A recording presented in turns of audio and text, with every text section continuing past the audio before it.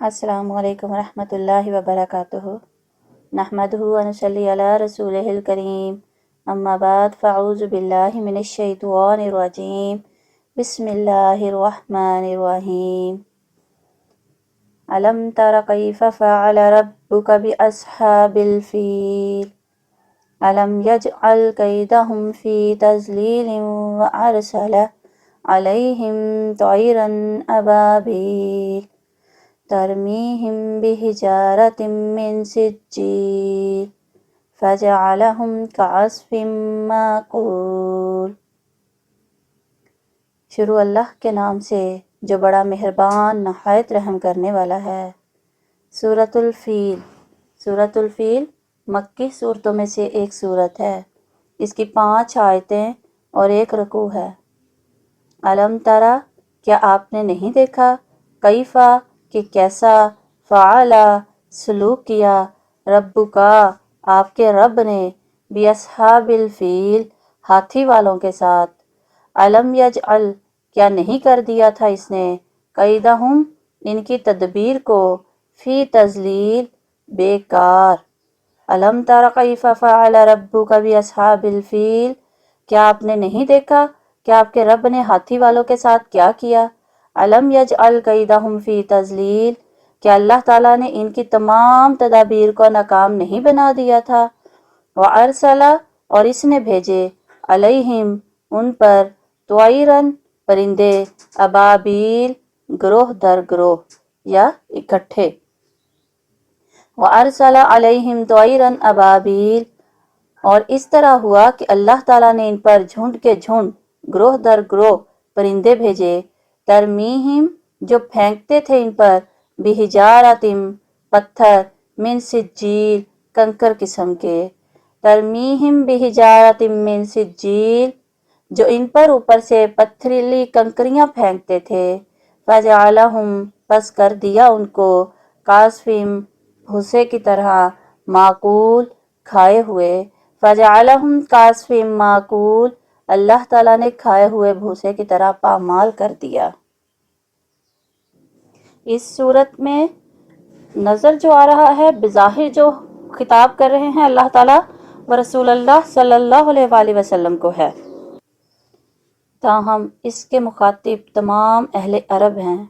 قرآن میں ان ہاتھی والوں کی کوئی تفصیل کا ذکر نہیں ہے، صرف یہ صورت ہے، اس میں اللہ تعالیٰ نے حضرت محمد صلی اللہ علیہ وآلہ وسلم سے اور تمام اہل عرب سے پوچھا ہے کہ کیا آپ نے نہیں دیکھا کہ آپ کے پروردگار نے ہاتھی والوں سے کیا برتاؤ کیا، لیکن قرآن پاک میں اس کی تفصیل کا ذکر نہیں ہے کہ یہ کون لوگ تھے، کہاں سے آئے تھے اور کیوں آئے تھے، اس لیے کہ یہ واقعہ بالکل قریبی زمانہ میں پیش آیا تھا اور عرب کا بچہ بچہ اس کی تفصیل سے واقف تھا، اور بہت سے شعراء نے اس واقعہ کو اپنے کلام میں قلم بند بھی کیا تھا۔ واقعہ مختصراً تو یہ تھا کہ یمن میں اہل حبشہ کی عیسائی حکومت تھی اور ابرہہ نامی ایک شخص حکومت حبشہ کا نائب السلطنت مقرر تھا۔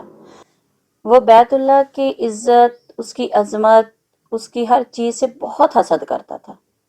عرب بھر میں یمن کا ایک دارالخلافہ تھا جس کا نام تھا صنعا، تو وہ یہ چاہتا تھا کہ اس کو وہی حیثیت حاصل ہو جائے جو مکہ کو حاصل ہے، کیونکہ قریش مکہ کعبہ کی وجہ سے سیاسی طور پر بھی، تجارتی طور پر بھی اور معاشی طور پر بھی فائدے میں تھے، بہت سے فائدے حاصل کر رہے تھے، اور وہ یہ چاہتا تھا کہ یہ فائدہ ہماری حکومت کو ہونا چاہیے تھا۔ اس لیے اس نے کیا کیا، اس صنعا میں ایک عالی شان کلیسا تعمیر کروایا۔ کلیسا کی عمارت کعبہ کے مقابلے میں بڑی عالی شان تھی، بہت ہی پرشکوہ تھی۔ اس کے باوجود لوگ ادھر متوجہ نہ ہوئے، بلکہ جب عرب قبائل کو اس کلیسا کی تعمیر کے مقصد کا پتہ چلا تو ایک روایت میں آتا ہے کہ کسی نے اسے آگ لگا دی، جس سے ابرہہ کو کعبہ پر چڑھائی کرنے اور اسے تباہ و برباد کرنے کا بہانہ مل گیا، اور یہ ممکن ہے کہ اس نے خود ہی کعبہ پر چڑھائی کرنے کی کوئی معقول وجہ پیدا کرنے کے لیے خود ہی آگ لگائی ہو یا اس کی بے حرمتی کروائی ہو۔ بہرحال ابرہہ نے کعبہ پر چڑھائی کے لیے 60,000 افراد پر مشتمل ایک لشکر تیار کیا۔ اس لشکر میں 13 ہاتھی بھی تھے اور وہ خود بھی ایک اعلیٰ درجہ کے محمود نامی ہاتھی پر سوار تھا۔ یہ لشکر مکہ کی طرف روانہ ہوا تو راستے میں اکثر عرب قبائل مزاحمت کے لیے آئے، لیکن ابرہہ کے اتنے بڑے لشکر کے مقابلہ میں ان کی کیا حیثیت تھی، کیونکہ وہ نکلا ہی اسی ارادے سے تھا۔ جتنے بھی عرب قبائل علاقے اس کے سامنے آتے گئے اس کو روکنے کے لیے، تو اس نے کیا کیا، ان کا مقابلہ کیا اور ان کو شکست دے دی۔ وہ شکست کھاتے اور گرفتار ہوتے گئے۔ آخر کار ابرہہ منع اور مزدلفہ کے درمیان ایک مقام ہے محصر، وہاں تک پہنچ گیا۔ اس نے وہاں ڈیرے ڈال لیے، کچھ لوٹ مار بھی کی۔ عبد المطلب جو ان دنوں کعبہ کے متولی اعظم تھے اور قریشیوں کے سردار تھے، اس نے ان کے بھی 200 اونٹ اپنے قبضہ میں کر لیے۔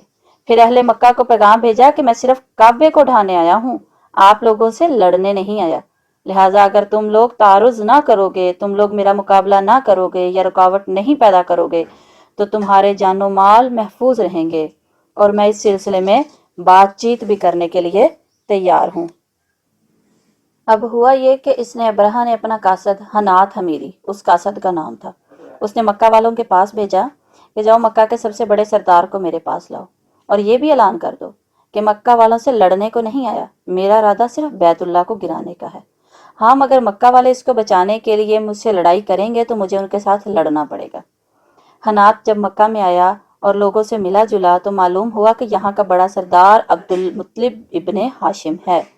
یہ عبد المطلب سے ملا اور شاہی پیغام پہنچایا، جس کے جواب میں عبد المطلب نے کہا، واللہ نہ ہمارا ارادہ اس سے لڑنے کا ہے اور نہ ہم میں اتنی طاقت ہے، یہ اللہ کا حرمت والا گھر ہے، اس کے خلیل حضرت ابراہیم علیہ السلام کی زندہ یادگار ہے، اللہ اگر چاہے گا تو اپنے گھر کی آپ حفاظت کرے گا، ورنہ ہم میں تو ہمت اور قوت اور طاقت نہیں۔ حنات نے کہا، اچھا تو آپ میرے ساتھ بادشاہ تک چلیں۔ تو اپنے عبد المطلب ساتھ ہو لیے، انہوں نے تو ساتھ چلے جانا تھا، وہ ساتھ گئے۔ بادشاہ نے جب انہیں دیکھا تو ان کی پرسنالٹی، وہ گورے چٹے تھے، مضبوط تھے، حسین و جمیل تھے، ان کو دیکھ کر ایک دم سے ہیبت میں آ گیا، بہت امپریس ہوا، ساتھ ہی اترا اور نیچے فرش پر عبد المطلب کے ساتھ بیٹھ گیا اور اپنے ترجمان سے کہا، جو ایک دوسرے کی بولی ان کی چینج تھی، اس نے اپنے ترجمان سے کہا، ان سے پوچھ کہ یہ کیا چاہتا ہے۔ عبد المطلب نے کہا، میرے 200 اونٹ جو بادشاہ نے لے لیے ہیں انہیں واپس کر دیا جائے۔ بادشاہ نے کہا، ان سے کہہ دے کہ پہلی نظر میں تیرا رعب مجھ پر پڑا تھا اور میرے دل میں تیری وقت بیٹھ گئی تھی، لیکن پہلے ہی کلام میں تو نے سب کچھ کھو دیا، اور اپنے 200 اونٹ کی تجھے فکر ہے، اپنے اور اپنی قوم کے دین کی تجھے کوئی فکر نہیں۔ میں تو تم لوگوں کا عبادت خانہ توڑنے اور اسے خاک میں ملانے کے لیے آیا ہوں۔ عبد المطلب نے جواب دیا کہ سن بادشاہ، اونٹ تو میرے ہیں، اس لیے انہیں بچانے کی کوشش میں ہوں، اور خانہ کعبہ اللہ تعالیٰ کا ہے، وہ خود اسے بچا لے گا۔ اس پر یہ سرکش کہنے لگا کہ خدا بھی آج اسے میرے ساتھ سے نہیں بچا سکتا۔ عبد المطلب نے کہا، بہتر ہے کہ وہ جانے اور تو جان۔ ایک روایت میں آتا ہے کہ اہل مکہ نے تمام حجاز کا تہائی مال ابرہہ کو دینا چاہا کہ وہ اپنے اس بد ارادہ سے باز آ جائے، لیکن اس نے قبول نہ کیا۔ خیر عبد المطلب نے اپنے اونٹ لے کر چلے اور آ کر قریش کو حکم دیا کہ مکہ بالکل خالی کر دو، پہاڑوں میں چلے جاؤ۔ اب عبد المطلب اپنے ساتھ قریش کے کچھ لوگوں کو لے کر بیت اللہ میں آیا اور بیت اللہ کے دروازے کا کنڈا تھام کر رو رو کر اور گڑ گڑا کر دعائیں مانگنا شروع کر دیا کہ باری تعالیٰ ابرہہ اور اس کے خون خوار لشکر سے اپنے پاک اور ذی عزت گھر کو بچا لے۔ عبد المطلب نے اس وقت یہ دعا پڑھے، لا ہم ان المریم نارح لہ فمن آرحالک لا یغلبن صلیبہم ومحالہم عبدا محالک، یعنی ہم بے فکر ہیں، ہم جانتے ہیں کہ ہر گھر والا اپنے گھر کا بچاؤ آپ کرتا ہے، اے اللہ تو بھی اپنے گھر کو اپنے دشمنوں سے بچا، یہ تو ہرگز نہیں ہو سکتا کہ ان کے سلیب اور ان کی ڈولیں تیری ڈولوں پر غالب آ جائیں۔ اب عبد المطلب نے کیا کیا، بیت اللہ کے دروازے کا کنڈا ہاتھ سے چھوڑ دیا اور اپنے تمام ساتھیوں کو لے کر آس پاس کے پہاڑوں کی چوٹیوں پر چڑھ گیا۔ دوسری صبح ابرہہ کے لشکر میں مکہ میں جانے کی تیاریاں ہونے لگیں۔ اپنا خاص ہاتھی جس کا نام محمود تھا اسے تیار کیا، لشکر میں کمر بندی ہو چکی اور مکہ کی طرف منہ اٹھا کر چلنے کی تیاری کی۔ اس وقت نفیل ابن حبیب جو اس راستے میں لڑا تھا، کتنے ہی قبائل لڑے تھے نا اسے روکنے کے لیے، تو اس میں ایک نفیل بن حبیب بھی تھے، وہ بطور قیدی ان کے ساتھ تھا۔ وہ آگے بڑھا اور شاہی ہاتھی کا کان پکڑ لیا اور کہا، محمود بیٹھ جا اور جہاں سے آیا ہے وہیں خیریت کے ساتھ چلا جا، تو اللہ تعالیٰ کے محترم شہر میں ہے۔ یہ کہہ کر کان چھوڑ دیا اور بھاگ کر قریب کی پہاڑی میں جا چھپا۔ محمود ہاتھی یہ سنتے ہی بیٹھ گیا۔ اب ہزار جتن کیے लश्कर ने भी किए, कोशिशें करते करते थक गए, लेकिन हाथी अपनी जगह से हिलता ही नहीं था। सर पर आंकस मार रहे हैं, इधर उधर से भाले मार रहे हैं, लेकिन क्या है कि हाथी बैठा है तो बैठा ही रहा और अपनी जगह से नहीं हिला। अगर उसका मुंह एज ए इम्तिहान के तौर पर उसका मुंह यमन की तरफ करते तो उसको चलाना शुरू करते तो वो फौरन दौड़ता और चल पड़ता। शाम की तरफ चलाते तो भी वो पूरी कुव्वत से आगे बढ़ जाता। मशरिक की तरफ लेकर जाना चाहते तो भी भागा भागा गया, लेकिन मक्का मुकरमा की तरफ मुंह करके बढ़ाना चाहा तो वो वहीं बैठ गया। उन्होंने इसे मारना पीटना शुरू किया। देखते ही देखते एक घटा टोप बहुत गहरा परिंदों का झुरमट आ गया, बादल की तरह। जैसे बादल आ जाते हैं ना, इसी तरह वो क्या था, वो परिंदों का झुरमट था। अल्लाह ताला की तरफ से था। वो समंदर के किनारे की तरफ से आ रहा था। अभी पूरी तरह देखने भी नहीं पाए थे कि वो जानवर सर पर आ गए। उन परिंदों ने क्या किया, सारे लश्कर को घेर लिया और उन परिंदों की एक चोंच में, हर एक की चोंच में एक मसूर या माश के दाने के बराबर कंकरी थी और दोनों पंजों में दो दो कंकरियां थीं। वो फेंकने लगे इन लश्करों के ऊपर। वो जैसे जैसे कंकरी आकर गिरती, जिसके ऊपर गिरती वो वहीं हलाक हो जाता। अब तो लश्कर में भागड़ पड़ गई। हर एक नफील नफील करने लगा, क्योंकि नफील बिन हबीब को उन्होंने अपना रहबर बनाया था, अपना रास्ता बताने वाला समझ रखा था। लेकिन नफील ने क्या किया था, नफील ने तो हाथी को कहा और पहाड़ पर चढ़ गया था। लेकिन अहले मक्का ने और सब ने अपनी आंखों से उनकी ये दुर्गत देखी और नफील ने वही खड़े हुए ये शेर पढ़ा, आइनल मफर्रु वला इला तालिब वला अशरमुल मगलूबु लैसल गालिब। अब उन्हें जाए पनाह कहाँ थी, क्योंकि अल्लाह ताला खुद ताक में लग गया था।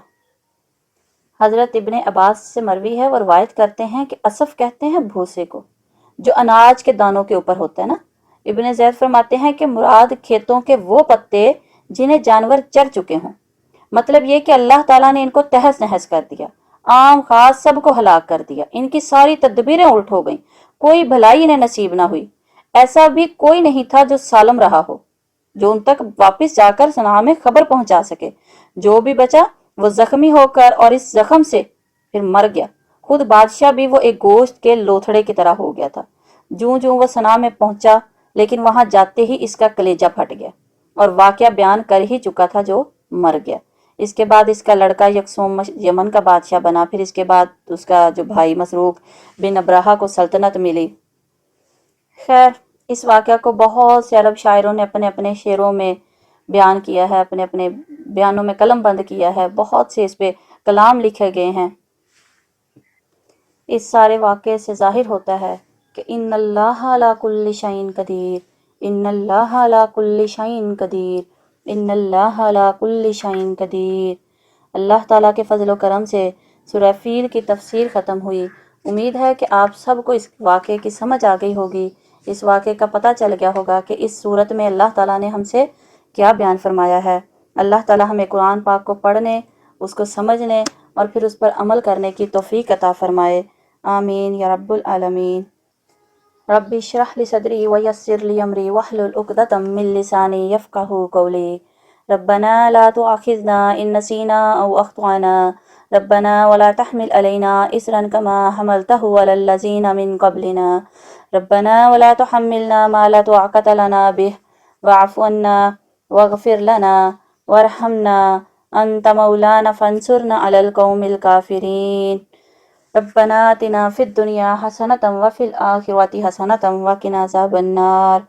अस्सलामु अलैकुम व रहमतुल्लाहि व बरकातुहू।